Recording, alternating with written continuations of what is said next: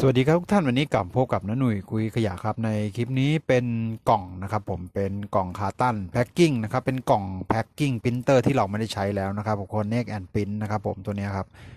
เป็นกระดาษค่อนข้างดีนะครับผมจะนำตัวนี้กล่องมาทำเป็นแท่นวางปรินเตอร์ในตัวเลยนะครับผมเนี่ยจากกล่องเหลือใช้ที่เราไม่ได้ใช้นะครับผมโอเคครับติดตามชมกันนะครับผม